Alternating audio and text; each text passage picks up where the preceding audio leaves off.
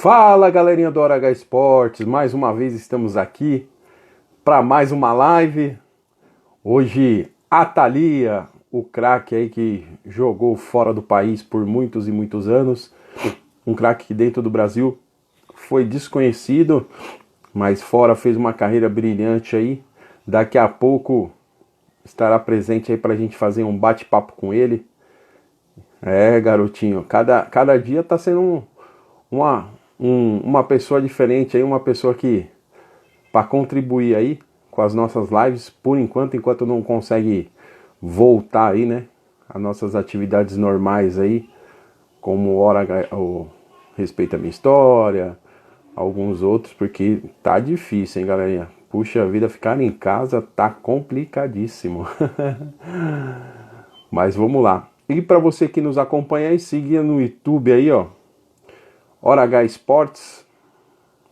E ele já chegou aí. Opa! É isso aí. Eu só colocar aqui para ficar fixado aí, ó. O nosso canal no YouTube. Fala, Thalia, já tá por aí, rapaz, já tá. Daqui a pouco a gente começa o bate-papo, se quiser. Ô, já aí. Deixa eu conectar. Boa noite, que agradeço com a Opa, boa noite. história.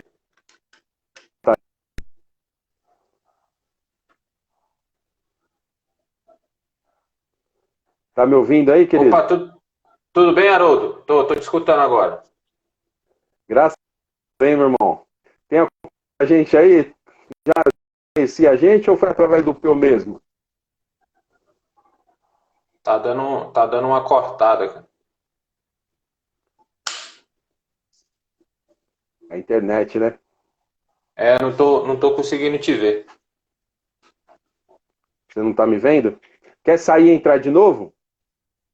Isso, pode ser.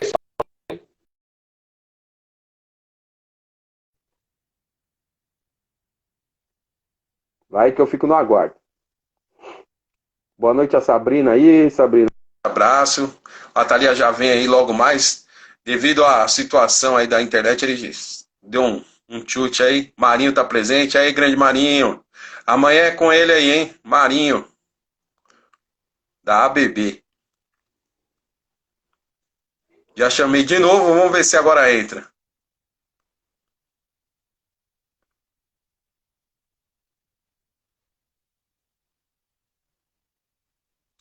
Vê se tá indo aí agora, Thalia.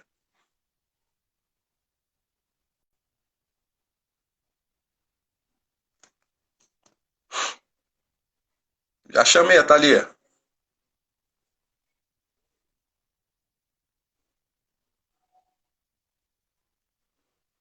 Olha lá, tá no aguardo.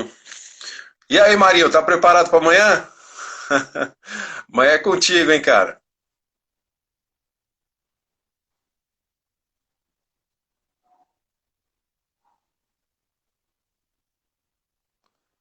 Será que eu. Thalia, acho que tá complicado.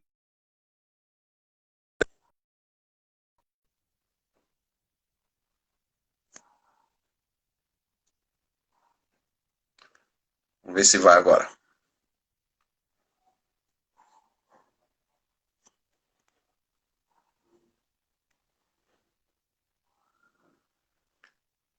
Tá conectando, Thalia?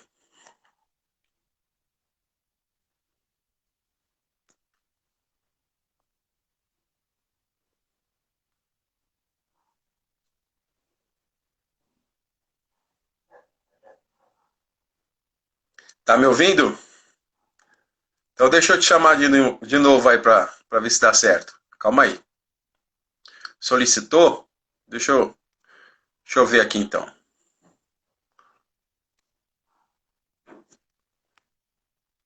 Será que passou e eu não vi? Calma aí. Às vezes acontece, né? Deixa eu ver aqui. Aí, acho que agora foi, Thalia. Vamos ver se chega aí para você. Opa, agora sim, Haroldo. Opa! Fala Haroldo, aí, só garotinho. consertando, só consertando. Meu nome é Átila. Desculpa, cara. É que acho que a pronúncia que o Peu me passou e ficou, cara. Me perdoe, viu, Átila? Tá joia. Sem Tá bom, meu problema. irmão. Tamo junto. E aí, vamos começar aí o respeito à minha história de hoje com o Átila, o cara que viveu fora do país, jogou em times e clubes fora, onde eu acho que nessa época aí não era tão conhecido, porque não tinha tanta internet dessa forma, né, Átila? Então, para iniciar, Na realidade, eu-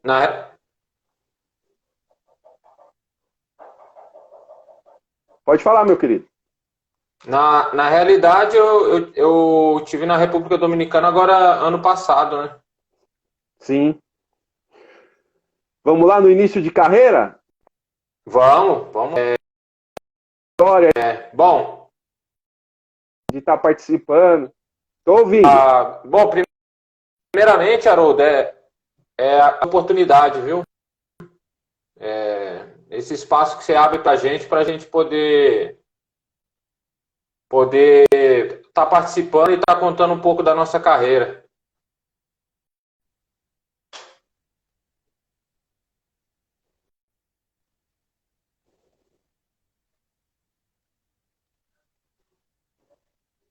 Tá me ouvindo, Átila? Agora eu tô, só a imagem que tá bem distorcida. Tá? É a sua ou é a minha?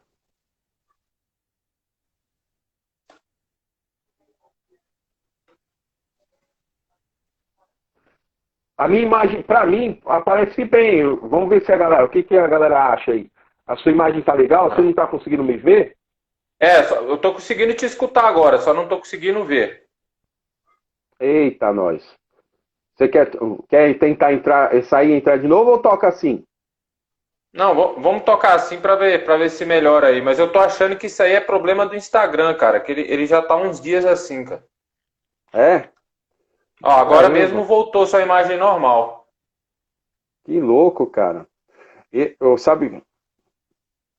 Sabe o que está acontecendo, cara? Eu acho que é muita gente ao mesmo tempo fazendo lives no Instagram e o Instagram não tinha o suporte suficiente para isso, viu, velho? Exato. Aproveitar e mandar um abraço pro meu irmão, Thiago, e a esposa dele, a Sabrina, que estão acompanhando a gente lá de Chapecó.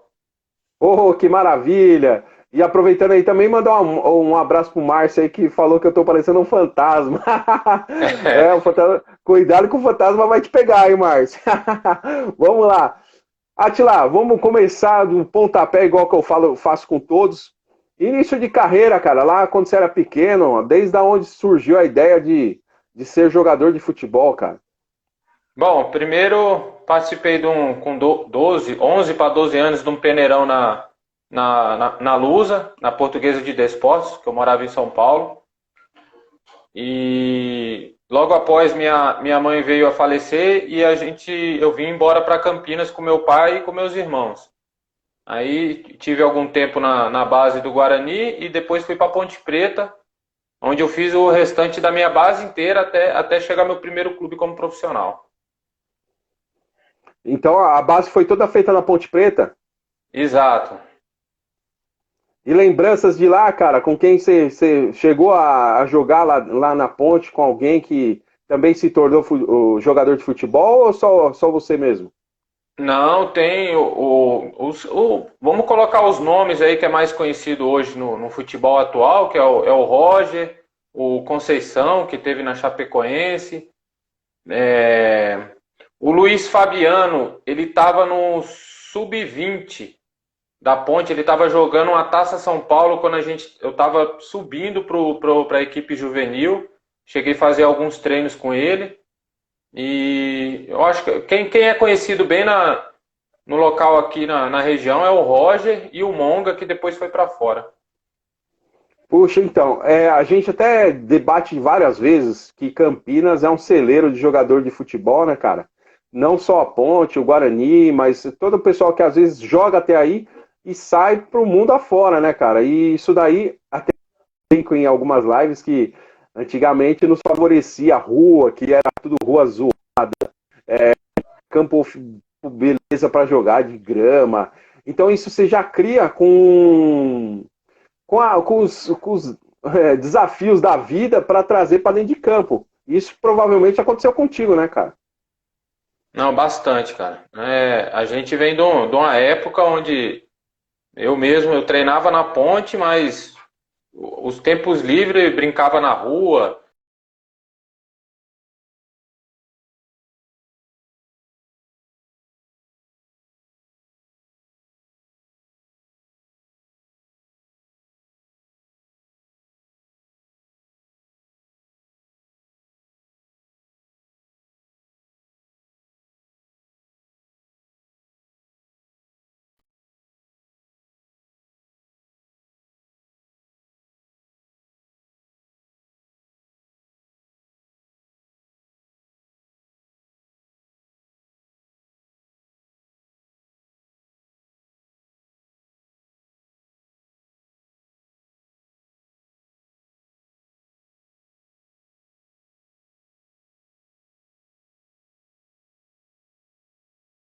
Agora, Átila, Então, sim, então vamos lá.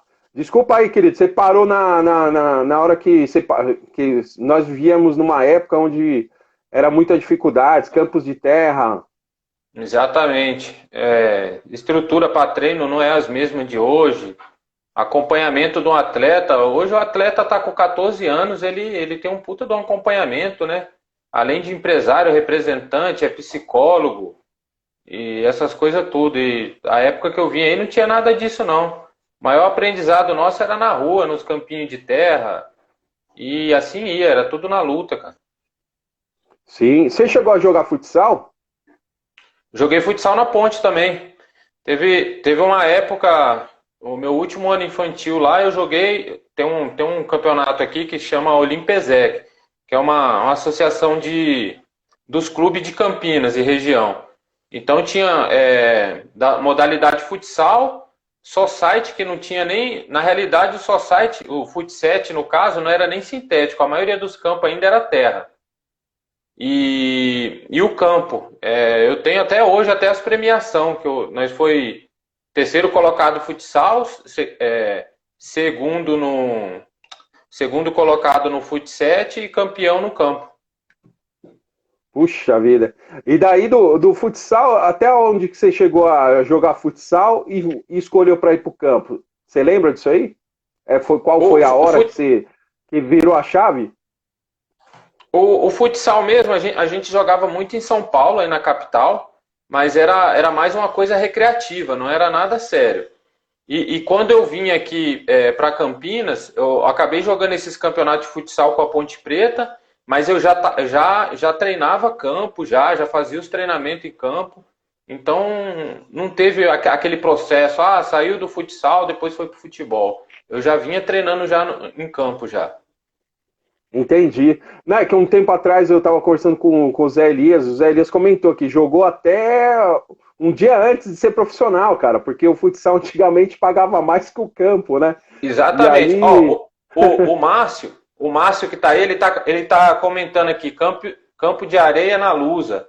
Eu não sei se o Márcio conhece, ele deve lembrar. Do lado do Canindé ali tem um campão de terra, bem do lado ali. A gente treinava ali, cara. eu cheguei a jogar na Lusa, cara. Joguei na Lusa na época do Denner e do Paulinho Kobayashi no profissional, eu era juvenil. A gente treinava no campinho de areia que tinha do lado e o campão que tinha do outro ali, né? Dentro Exatamente. dentro da Lusa. Exato. Isso mesmo. Então, e você acha que o futsal te ajudou bastante para você fazer ser um diferencial no campo, cara? Futsal é um raciocínio rápido, né? Parece que não, mas você começa a jogar futsal, chega no campo, você pensa muito mais rápido que os outros que não vêm do futsal. Então, você conseguindo jogar em campo, sabendo se posicionar e sabendo sair rápido, você pensa bem mais rápido. Antes da bola chegar em você, você já sabe para quem que você vai sair, você sabe onde você vai se colocar. Eu acho que o futsal ajuda muito nisso aí. Verdade, cara. E na sua posição, antigamente era um pouco mais difícil no sentido porque era exatamente um lateral direito. E com o avanço do futebol, ela começou a ser um ala, igual ao futsal. Exatamente. Você pegou as duas partes, acredito, né? Isso.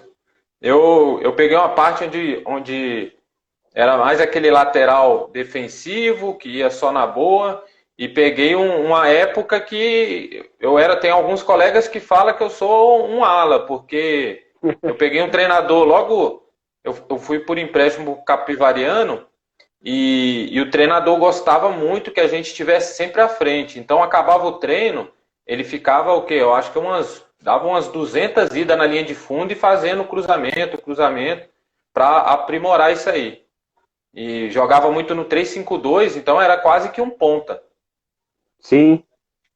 Então, e antigamente a gente comenta que o futebol, acredito eu, que é devido a isso que a gente começou a perder a nossa característica do futebol. Porque antigamente, antes do treino, o treino era 2 da tarde, você chegava lá 1 hora. Você já chegava para treinar. Acabava o treino às 4, você ficava até às 6 treinando toque de bola, chute ao gol, pênalti, falta, escanteio, igual no seu caso, ir para a linha de fundo, cruzamento, né? E hoje em dia, cara, o pessoal acha que é estrela, né? Começa a jogar no juvenil, já acha que é uma estrela, né, cara?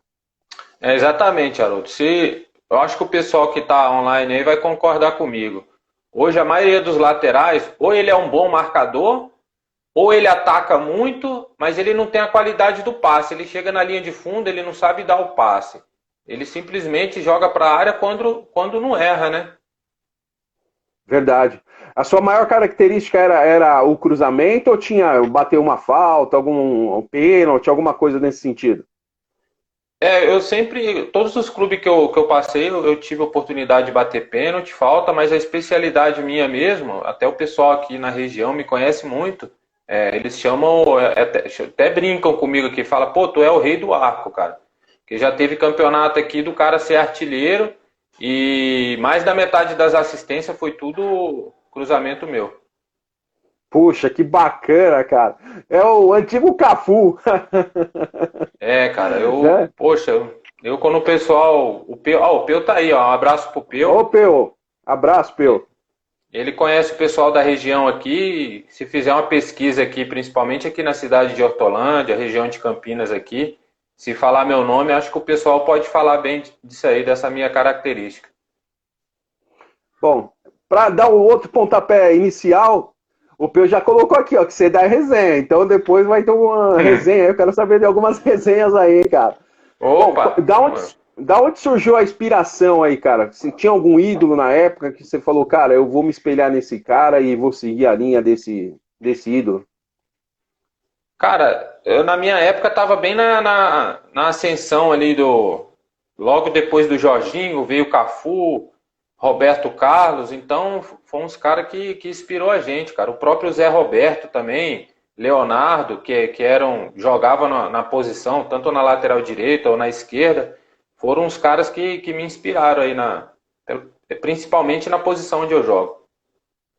Ó, o cara que entrou com o celular da esposa aqui, ó, o Jonathan, que tá acompanhando a live aqui, ó, falou que ele é técnico no Amador e realmente é incrível a dificuldade que tem dos laterais de acertar um cruzamento. É o que nós acabamos de falar, cara. Legal que o pessoal tá acompanhando e tá sendo positivo com a gente aí, cara.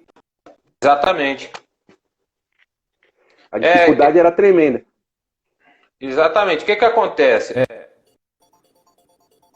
A maioria dos laterais, muitas das vezes, no caso do treinador, diretoria da equipe, opta por um lateral muito rápido, veloz, mas se esquece que ele tem que ter qualidade no passe.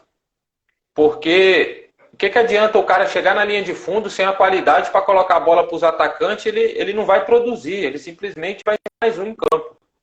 Então eu sou da opinião diferente que o pessoal muito usa aquela espinha dorsal, né? O zagueiro, o volante e o atacante ali. Eu acredito que uma equipe aí que não tenha bons laterais, porque os laterais é onde faltam, onde os clubes, outras equipes vêm com contra-ataque, pode resolver o jogo. Sim, tanto é que o Brasil tem sentido isso daí, né, cara? Porque o jogo pelo meio. Ó, o Léo Gago acabou de entrar aí, um abraço pro Léo Gago.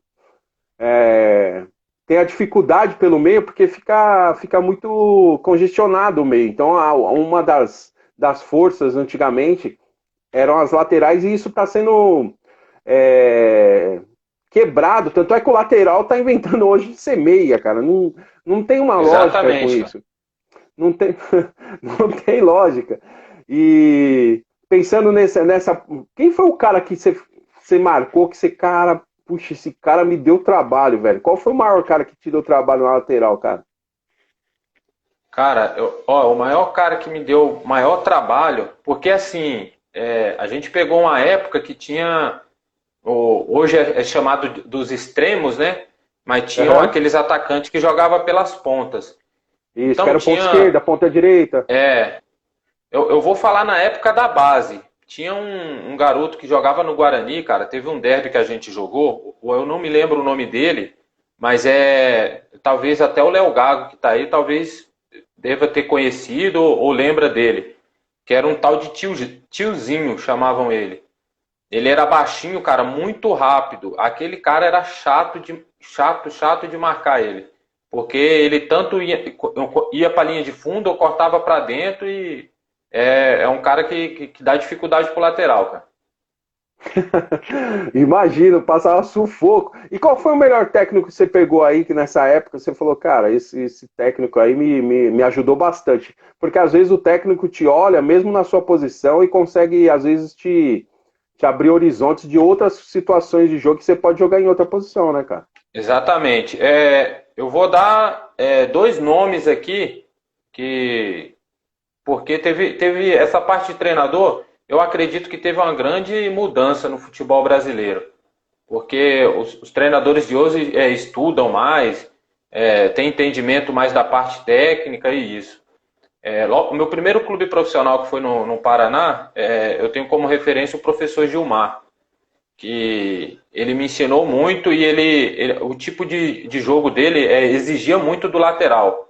O lateral tinha que, a hora que a equipe adversária ia fazendo uma virada de jogo, um exemplo, para o lado esquerdo, o lateral, no caso eu que era o direito, já tinha que estar batendo, já marcando o esquerdo.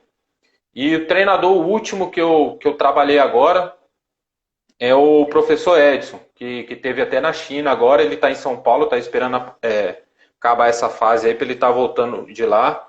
É um treinador assim que eu tenho muito orgulho de ter trabalhado com ele, porque ele trabalhou na base do São Paulo, com Casimiro, esse pessoal tudo. E outro clube bem importante aqui no Brasil que ele trabalhou na base também foi o Desportivo Brasil. E ele teve comigo na República Dominicana, o cara é incrível, cara. Ele sabe tirar o melhor de cada jogador, sabe analisar bem a característica de cada um para tirar o melhor de cada um dentro de campo. Então, isso para mim foi a referência que eu trabalhei junto. E da onde surgiu, você até citou aí, cara, da onde surgiu, de repente você tá aqui no Brasil e surge um convite para jogar para fora, cara? Então, Haroldo, primeiro eu estava disputando a Série C no Carioca do Rio de Janeiro. Como a gente Por qual sabe, time? na época, foi em 2004, foi pelo Clube da Paz. Era uma equipe que tinha uma ONG e acabaram entrando na Série C do Carioca. Lá se passou muita dificuldade.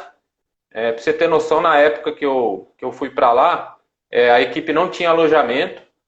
Quem abriu as portas da casa dele para mim foi o treinador do infantil na época, que ele viu eu fazendo o primeiro treino lá e ele falou, cara, a gente tem que segurar esse cara.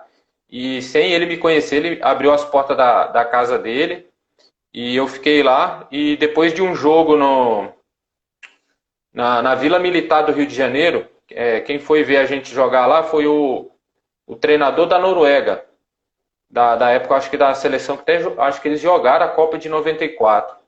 E ele me viu jogar lá e foi o primeiro país que eu saí para fora, que foi a Noruega. Aí me levaram para lá e foi uma das melhores experiências que eu tive e muito organizado, estrutura totalmente diferente do que a gente vivia lá no Rio de Janeiro. Então, é aí que eu queria chegar. Chega num país onde você não conhece nada, você não conhece língua, você não conhece praticamente nada, cultura, é tudo diferente, né, cara? É, tudo funciona, né? E aí, Uhum. estruturas são diferentes, os pensamentos são diferentes. E como que você chegou assim? Qual foi o seu primeiro impacto? O que sim, você sentiu de diferença, cara? Haroldo, assim, a gente tem uma discussão muito forte aí no meio do futebol em questão de adaptação, né? Ah, que o cara foi pro frio, que tem que ter adaptação, é a comida que é diferente. Até eu tive uma entrevista para o canal de YouTube de um colega meu do Rio de Janeiro e a gente levantou essa questão. Quando eu fui para lá, todo mundo me questiona, poxa, Átila, mas lá é muito frio, a comida é diferente.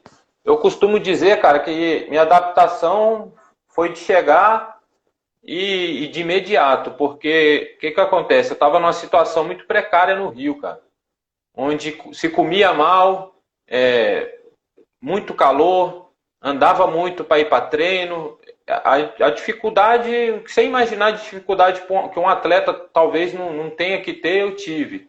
Aí você vai para um país onde o pessoal te recebe muito bem, te dá o melhor material para você trabalhar, os campos ótimos, estrutura de treinamento, roupa, a casa para morar, um carro para ir te buscar todo dia na porta de casa para te levar para o treino. Então eu costumo dizer que o atleta que sofreu lá atrás, que teve aquele sacrifício, que ele chega num patamar desse aí, cara, ele passa por cima de qualquer dificuldade, porque não tem o que se adaptar, cara. Quando é dado as condições e você faz o que você ama, não tem como o cara se sobressair. É isso mesmo, é uma das discussões que eu tenho um outro programa também, é, que a gente discute bastante sobre futebol, e um dos fatores são esse aí. Meu, cara, você faz o que você gosta, você tem de tudo, cara. Você tem a mídia no seu alcance, você tem é, um alcance profissional assim imenso, cara. E você luta pra caramba pra poder chegar onde você quer. Quando surge uma oportunidade para você sair e chega as dificuldades. Poxa, se você for parar para pensar, a dificuldade que você fez até chegar ao profissional, cara, eu acho que não tem maior dificuldade do que essa, cara. Só que o que Exatamente. acontece hoje também, né? O que acontece hoje também, né, Atila? Alguns clubes brasileiros já têm uma estrutura legal. Então, Exato, o que que eles, exatamente. o que que eles pensam? Ah, por estrutura para estrutura, para mim não resolve nada. Só que eu não quero ficar passando frio, não quero comer comida que eu não tenho comer. É no seu cara. Eles não têm noção, eu acredito, de quantos queriam estar nessa posição, né, Atila? Exatamente. Eu costumo dizer o seguinte: talvez se eu tivesse saído de um. Vamos colocar aí um clube que na minha época tinha uma estrutura muito boa, tanto de base, ainda tem, né? Vamos dar um exemplo aí do São Paulo. Vamos supor que o Átila jogasse no São Paulo e, poxa, já estava no profissional, já bem adaptado, jogando com salário bom, a estrutura boa que todo mundo sabe que um clube grande aqui no Brasil tem, hoje como Palmeiras, Corinthians, Flamengo.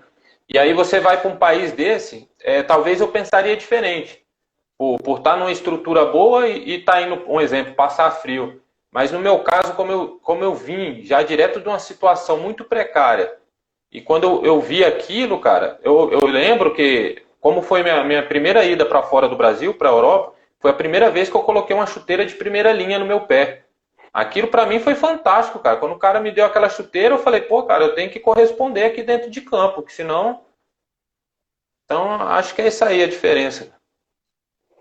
Ó, até a Thaís perguntou aqui, ó, qual a diferença que você notou entre futebol do Brasil e do exterior? Bom, futebol no exterior, eu acho que também a maior dificuldade, foi até bom, uma boa pergunta dela. A maior dificuldade do brasileiro lá fora é a obediência, a disciplina e obediência tática.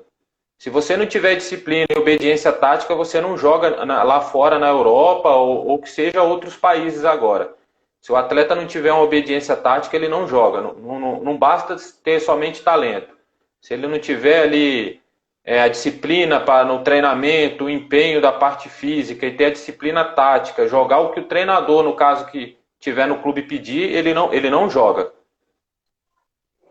E também tem aquela situação que eu não sei se você chegou a passar, que a galera comenta muito, de rodízio, né? O pessoal tem costume de fazer muitos rodízios, né? E não é porque você foi para o banco que você é banco, é sim, eles pensam numa forma coletiva, eles pensam numa forma de preservar o atleta, para não De fazer muito preservar. esforço, né? E até entrar essa mentalidade na pessoa, para a pessoa falar, pô, o cara tá preservando, o cara não tá me tirando do grupo. Exatamente. O que acontece? Ainda mais agora com o avanço da ciência aí, hoje os profissionais que estão no clube de educação física, tem uns que fazem análise e desempenho dos jogadores, então ele sabe quando o jogador já está chegando numa fase de fadiga, que se ele jogar mais um jogo pode causar uma lesão. Então aquele grupo ali, ou de 22, 25, 30 jogadores, é extremamente importante. E eles procuram sempre ter jogadores ali sempre no mesmo nível para quando faz a substituição não cair de produção. Tem clubes aí que trabalham com a contratação de 11 jogadores. Os outros é qualquer um que deu na telha. Ela tem essa diferença também. Chegou a.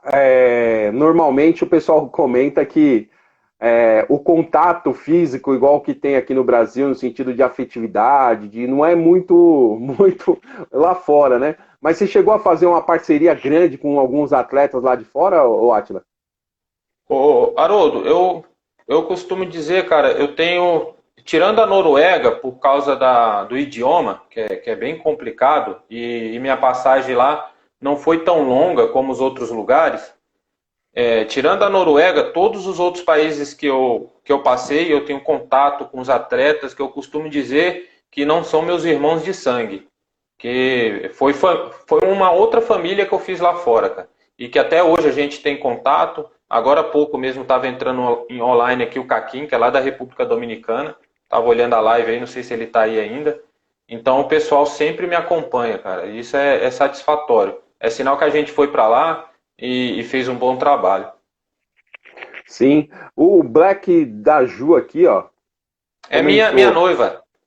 Oh, ela comentou contigo aí, ó. Responde a pergunta dela. O que você acha do retorno do futebol no meio da pandemia?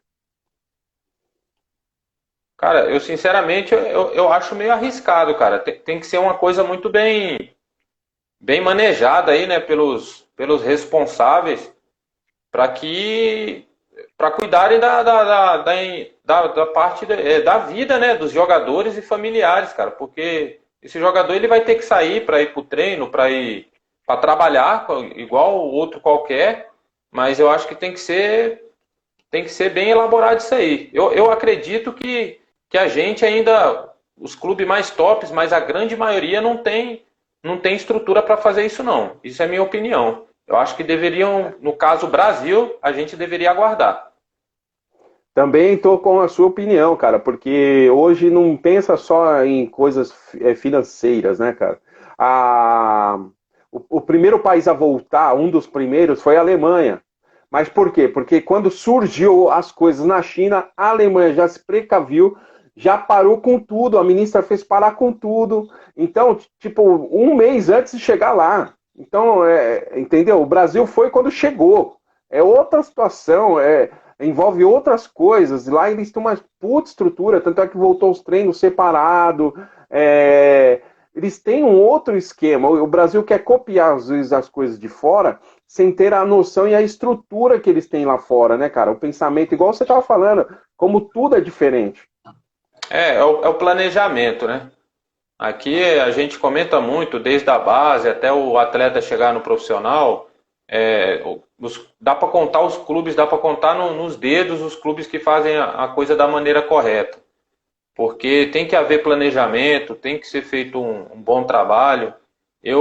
Além dos jogadores da base, eu acredito muito naqueles jogadores que, mesmo às vezes estando com a idade avançada, tem uma grande identidade com o clube, porque eles fazem a diferença ali dentro. fazem com que aqueles que vêm de baixo tenham mais respeito com a história do clube e que possam empenhar o melhor futebol ali dentro, e não simplesmente tá subindo ali da base para o profissional, simplesmente, pô, sou profissional agora, já quero ir para fora. Porque é a maioria do pensamento do jogador brasileiro hoje. Eu acho que isso tá errado, cara. Ó, o Peu aí, ó, perguntou pra você, cara. Pensa em voltar para algum país que você jogou para virar treinador? Poxa, Haroldo, eu até comentei isso na live junto com o Peu. Eu penso primeiramente em me preparar, ter a oportunidade de fazer uma universidade aí de educação física e de repente voltar a trabalhar com futebol, porque eu tenho muito respeito por aquelas pessoas que estudaram, fizeram os cursos, se empenharam, e eu não acho correto, simplesmente porque eu fui um atleta, joguei alguns anos aí, estar em algum clube como treinador, sendo que eu não tenho me preparado e não tenho conhecimento total que hoje o esporte exige. Então eu penso dessa forma, se algum dia eu conseguir me preparar, tiver apto para voltar a isso aí, eu tenho vontade sim, mas por enquanto não. E aí, jogou na Noruega, foi parar depois em qual país? Você passou por algum país ou já caiu direto na República Dominicana? Não, depois da Noruega eu cheguei a voltar para o Brasil, joguei, acho que deve ter dado uns 3, 4 meses no América do Rio, e América fui que. Desculpa cortar, América que tem história, né, cara? O tem uma América história. do Rio é onde só o Baixinho, pai do Baixinho, é fanático pelo América. O Baixinho teve uma passagem lá. O Ronaldo Fenômeno também é apaixonado pelo América. Tem várias situações. Isso daí, quando sente. Vou tocar nesse assunto porque eu sei qual é o peso, mesmo não sendo um clube de expressão, mas o peso de vestir aquela camisa, né, cara? Não, exatamente. O pessoal que tá próximo lá gosta, são apaixonados pelo clube. E na época quem estava como treinador lá tinha sido um grupo de empresário que tinha pegado lá o clube, e quem estava como treinador lá era o Jorginho. Aí tinha o goleiro dominicano, o terceiro goleiro lá, que eu também já tinha um conhecimento com ele, que na época era do mesmo representante que levou a gente para lá. E depois de lá eu fui para a República Dominicana. Você chegou a jogar o Carioca lá? Eu joguei só o Carioca da Série C e um jogo só com a América. E com a América lá pegou quem? Você lembra? Madureira. Caramba, outra pedreira, né, meu? Exato. É que assim, a gente tá acostumado com os times de São Paulo e tal, mas do Rio também é complicado. O pessoal não tem noção como que é. É como se fosse, a Série C vamos ver se eu estiver errado, você me corrige. É como se fosse um jogador aqui um clube aqui de menos expressão, mas que um derby. Um derby Exatamente. de Campinas lá Exatamente. E assim, é uma rivalidade muito grande. As pessoas da comunidade vão em todos os jogos, então a cobrança assim, é imensa. Às vezes você não tem aquela estrutura, todo o apoio que o clube tem que te dar, mas a hora que você entra em campo ali, você tem que dar o melhor, porque o pessoal cobra. E a torcida é fanática, né, cara? Fanática, eles são apaixonados, cara. Tem torcedor lá quase que centenário, aqueles senhores pô, tem aquelas primeiras camisetas do América, você andando na rua, o pessoal que você senta com eles conversam, falam sobre a história do clube. Fiz alguns treinos amistosos lá em Magé, que foi onde o Garrincha nasceu. Eu conheci lá o Museu do Garrincha, o Campinho de Terra, onde o Garrincha jogava. Eu passei por todos esses lugares aí. Assim, é uma satisfação que foram jogadores que entraram para a história do futebol brasileiro. E aí foi outro choque de realidade, né, cara? Saindo do Rio de Janeiro para Dominicana foi outro choque, né, cara? Bem complicado. Essa aí foi a minha primeira ida à República Dominicana. Nessa vez, na realidade, essa primeira vez que eu fui, a República Dominicana ainda não tinha liga profissional. Tinha a liga lá, tinha a liga maior, que eles chamam, que era a primeira, e tinha a segunda, mas não era um campeonato ainda vinculado com a FIFA nem nada. E a gente foi para uma série de amistosos no Haiti. Puxa. Porque eu vou te falar, em questão de futebol, apesar do país ser muito pior que a República Dominicana em questão de estrutura, futebol se ganha melhor e é melhor para jogar no Haiti. Porque o grau de dificuldade é maior. Exato. E na época, nós fizemos dois amistosos com a equipe do Associação Desportiva e Capoise, que é do Haiti, e me contrataram e eu joguei o campeonato haitiano. Nossa, cara! Como que foi isso aí? Campeonato haitiano, jogadores que têm habilidade, extremamente fortes e contato físico toda hora, muito preparo físico os caras têm. E assim, um povo que, independente da dificuldade do que eles passam, são apaixonados por futebol, cara. É um pessoal que eles vendem o chinelo do pé para comprar o ingresso e entrar no estádio. É uma coisa assim, só quem passou consegue explicar. A gente tem um exemplo aí que dá para ver um pouco da repercussão do futebol lá, quando a seleção brasileira teve lá no Haiti.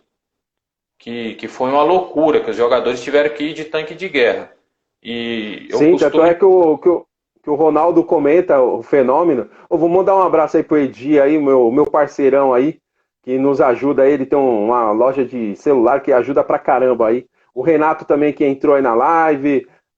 Só comentar o pessoal Diego e todo o pessoal acompanhando a gente aí, viu? Então, e o Ronaldo Fenômeno. Pra todos. E o Ronaldo Fenômeno comenta isso, cara, que foi um dos países que ele mais sentiu tipo assim, o impacto da torcida, da galera, tipo, não só pelo futebol, mas sim pelas pessoas, né? Eu acho que ele vê o brasileiro como afeto, como eles não têm nada daquilo. Exatamente. Né, e aí eles querem aquele calor... Opa, pode falar. Pra você ter uma noção, cara, dia de treino meu lá, por eles saberem que tinha um brasileiro na equipe, dia de treino, chegava cerca de 2.000 pessoas no treino, 3.000, subindo nos muros do estádio, nos barrancos que tem em volta assim do campo, para olhar o treino, cara. E é uma coisa, sério. A gente falando assim não dá para ter uma noção. Eu não tive uma carreira, vamos dizer, em clubes grandes, cara, mas você vai lá, eles, pra você ter noção, você tá entrando, chegando no campo, eles ficam colocando a mão em você com coisa que você pô, o cara é brasileiro, é coisa de outro mundo, entendeu? Eles são muito apaixonados pelo futebol, cara. Eu tenho enorme respeito por eles, tenho amigos lá, até porque tem muito haitiano que hoje joga na Liga Dominicana, que está muito boa hoje, está melhorando muito. Por isso que eu tive lá ano passado e ano retrasado. E assim, cara, foi uma experiência muito, muito boa. Aprendi a dar mais valor à vida, porque o pessoal passa por muita dificuldade lá. Eu costumo até dizer, eu sei que a gente tem muita dificuldade aqui no Brasil, tem muito que melhorar, mas aquele povo é um povo guerreiro, cara, e eles passam por poucas e boas ali. O Renato perguntou pra você aí, tem alguma resenha que você vivenciou lá fora que ficou marcado? Nossa, tem várias, cara. Aproveitando que nós tá falando, aproveitando que nós tá falando do Haiti, eu vou contar de lá uma resenha. Acho que ele não está presente, é o Flavinho Viana, jogou comigo lá, hoje ele é empresário, ele manda jogador lá para a Arábia, esses lados. Não tenho muito contato com ele, mas ele se algum dia alguém tiver oportunidade aí, é Flávio Viana. Hoje ele é empresário, ele jogou comigo lá, cara. A gente foi jogar numa ilha. Uma cidade que é uma ilha, tinha que pegar uma barca para atravessar um pedaço do mar lá para ir até a ilha e jogar. O que acontece? Na época lá, não é que nem hoje, que o clube aluga um ônibus para a equipe entrar dentro do ônibus e vamos viajar para ir para o jogo. O staff, comissão técnica e atletas. Não, nada disso. Lá você entra no ônibus coletivo com todo mundo. Você imagina o seguinte: o Corinthians pega a comissão técnica, atletas, vamos para a rodoviária que nós vamos todo mundo para o Rio de Janeiro jogar. É bem isso. E aí tu imagina já a estrutura do Haiti, né? do ônibus, das pessoas, aí é gente com saco de farinha, é gente com galinha, com porco. E eu lembro na época que nós chegou para entrar no ônibus, o Flavinho olhava para mim chorando, ele falava, irmão, eu não vou para esse jogo não. Eu falava, irmão, nós já tá aqui, cara. Nós já tá aqui, vamos pro jogo, cara, vamos aproveitar. E depois, aí chegou na parada de ônibus, tinha que pegar esse barco, que é um barco de madeira bem precário, com muita gente, e tinha que atravessar até a ilha para jogar. Aí, para você ter noção, também a mesma coisa, as pessoas normais lá que vão atravessar a ilha e os jogadores e comissão técnica. Aquela parte de baixo do barco cheio de mantimento, de mala que o pessoal tá, e umas travessas de vigota que é onde você ficava sentado. E no meio do sol quente, Haroldo, pô, complicado. Nossa. O Flavinho olhava pra mim e chorava e falava, cara, o que eu tô fazendo aqui, cara? Eu falei, cara, isso aqui pra mim tudo é ação, cara. Eu sempre levei muito, não na brincadeira, mas eu tinha que passar, então, coisas de peito aberto. E como a gente está falando de Haiti, é uma das resenhas que teve. E dentro do barco, a hora que dava a vontade de alguém ir no banheiro, os haitianos, no caso, a gente não. Se a gente desse vontade de ir no banheiro, não fazia nada. Ia se segurar até onde pudesse. Os haitianos simplesmente abaixavam as calças e fazia ali no mar mesmo, cara. É brincadeira, cara. Coisa de louco. Eu até brinco com eles, eu falei, cara, nessa época a gente não tinha essa tecnologia de hoje, né? Celular que você grava, faz história de... Porque se nós tivesse, cara, acho que nós ia ser os caras da mídia aí mais top com essas histórias. Os caras do meme, assim, parecido com o Vampeta. Vocês iam ter história pra caramba pra contar. Meu Deus, muita, cara. É de se sentar aí e ficar o mês todo contando história. Ô, nosso parece que é nosso parceiro, iguais aí. O Ed da Live, parceiraço meu aí de Campinas aí, cara, da sua região aí, mandou um abraço pra você e pergunta pra você também aí, ó. Como você está no Brasil e qual a sua opinião sobre o momento difícil do mundo, né? Pô, Ed da Live, conheço sim. É parceirão, um Parceiraço. cara que tá fazendo um trabalho incrível aqui no campeonato amador da região. E ele só tem a crescer mais, porque o futebol daqui, amador daqui, apesar das dificuldades que todo lugar tem, vem crescendo a cada ano.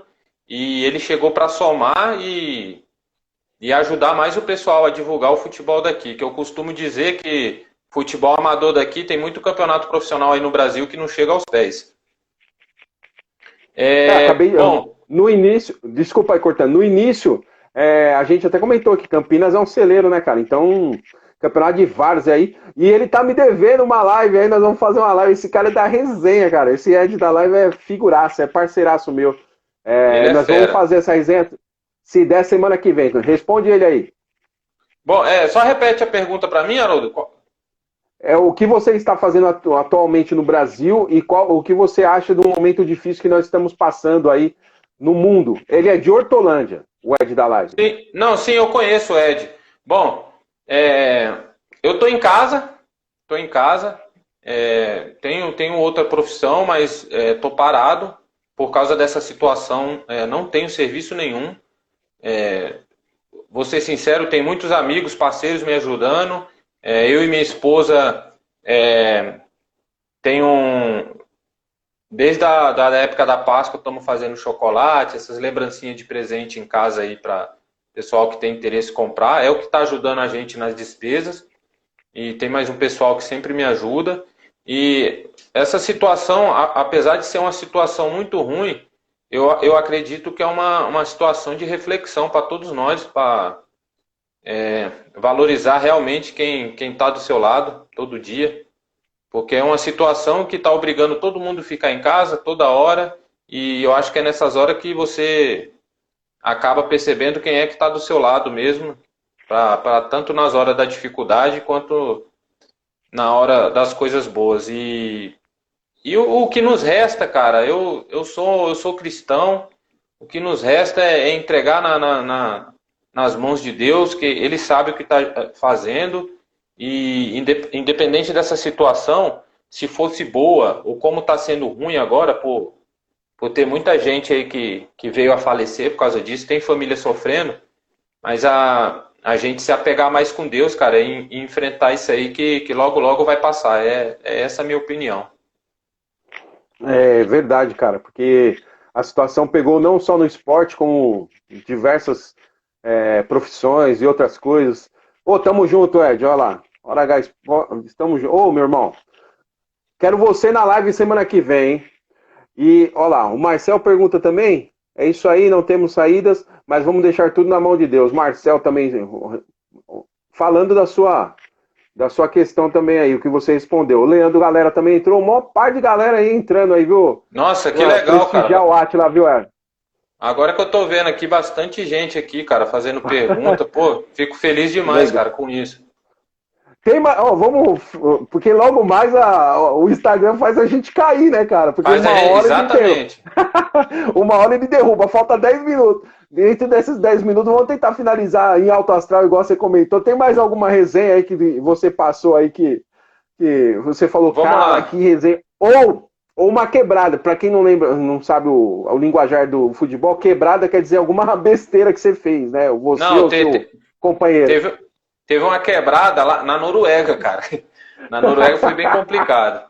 Primeiro que, na época, meu falecido, eu tenho como irmão, Sidney Bala, que Deus o tenha, cara, que eu sei que ele tá num lugar melhor. Ele teve jogando comigo no Haiti, teve comigo a primeira vez na República Dominicana, teve comigo na Noruega. Então, foi um irmão que eu tinha no futebol. Infelizmente, ele tá nos braços do pai agora e ele sempre... É um cara que foi presente na minha vida e até aqui nas conversas. Aqui em casa, eu acho que pelo menos uma vez por semana, tem as histórias do Átila aqui do futebol que a gente conversa. E logo quando a gente chegou lá, primeiro que chegou no aeroporto, que a hora que o avião vai pousando ali em Oslo, ele olhou assim e falou, nossa, cara, mas o que é aquilo? É areia no aeroporto? Eu falei, não, cara, aquilo ali é gelo mesmo. É só a pista e passa aquelas máquinas, né, tirando o gelo, e gelo de um lado do outro. E aí, a hora que passou na esteira, pegou as roupas, cara, o que tinha de roupa dentro da mala dele, ele colocou por cima, cara. Camiseta ele amarrou por cima da cabeça por causa do frio. Aí, chegando lá, cara, eu sempre fui um pouco... Ele era mais pistola que eu era mais calmo, era o cara que administrava mais as coisas. E chegamos lá, o pessoal levou nós para casa, falou, vocês ficam aqui, tinha um tradutor na época que acompanhava nós lá, vocês ficam aqui na casa e amanhã, ele sempre falava, tal horário eu passo para pegar vocês aqui, ou para ir para o treino, ou para ir fazer um passeio, ele sempre avisava antes. E em uma casa, nossa, casa top demais, ele falava, pô, Átila, que casa fera, cara, já era, vamos ficar bem agora, cara. Isso aqui, geladeira abria, o que você imaginava dentro da geladeira tinha. Aí chamaram na porta, lá fora. Eu falei, pô, o nome dele era Sidney, o apelido era Bala. E ele falou, pô, quem é que tá chamando, cara? Eu falei, pô, agora moiou, né? Porque o cara vai vir falar com nós norueguês. Aí, bom, mas fui lá, atendi a porta. Aí o cara falou, e eu só fazia assim, só balançava a cabeça. Porque eu não entendia, pô. Aí o Bala tava lá na sala, ele voltou, pô, o que o cara quer? Eu falei, pô, Bala, não sei não, cara. Aí o cara tava com a roupa assim, meia grande, meia suja, sabe? Roupa de frio, touca na cabeça. Aí o Bala pegou e falou, pô, Átila, isso aí deve ser o lixeiro, cara. Eles devem passar aqui pra pegar o lixo na porta. Aí, cara, o Bala voltou assim lá pra dentro, veio com um monte de saco de lixo entregando na mão do cara. E o cara olhava pra nós e falava assim, não.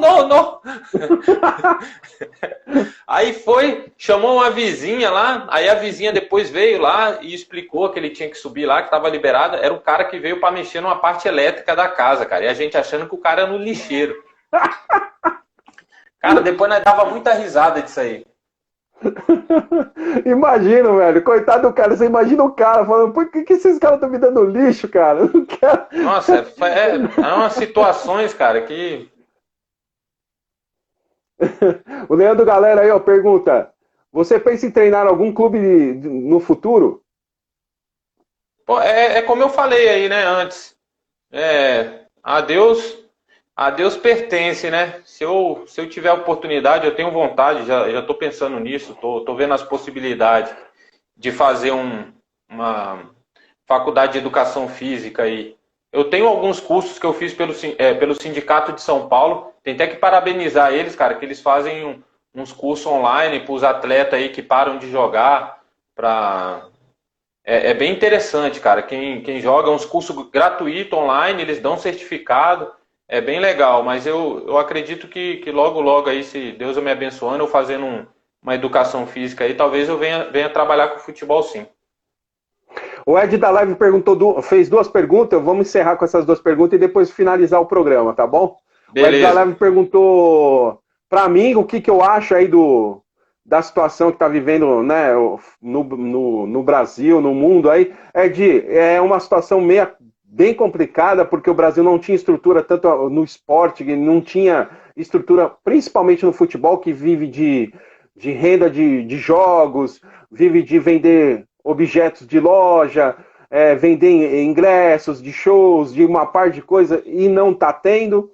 Então está muito difícil, eu não sei onde vai chegar isso. Acredito que o futebol realmente só vai ter noção e conseguir recuperar alguma coisa lá para setembro, outubro.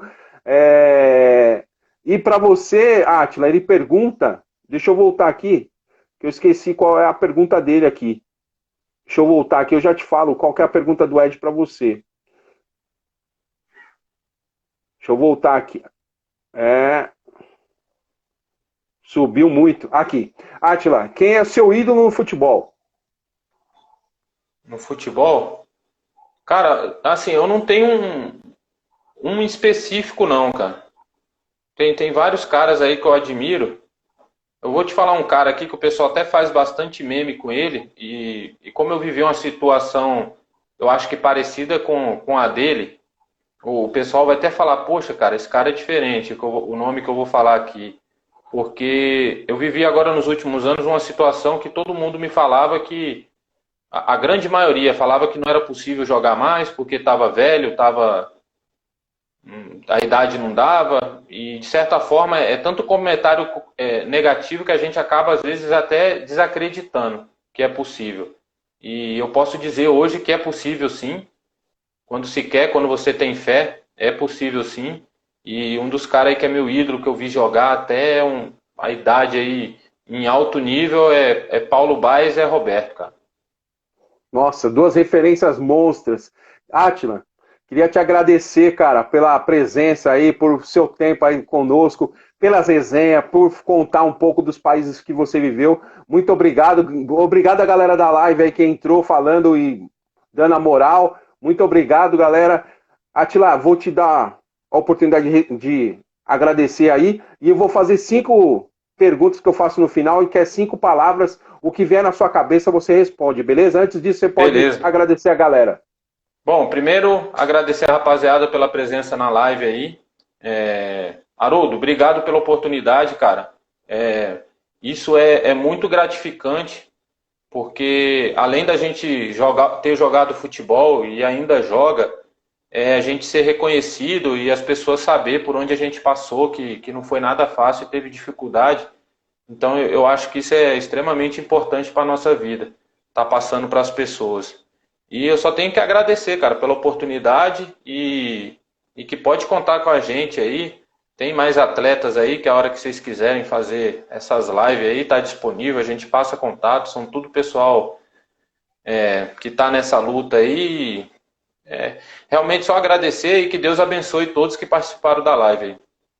Obrigado, meu irmão, mais uma vez. Vamos lá, hein? 5 Certo, palavrinhas, o que vier na cabeça você responde. manda ver. Vamos lá. Família. Essencial. Bom. Ponte Preta. Ponte Preta é eterna. Noruega. O começo de tudo. Futebol. Um dos amores da minha vida.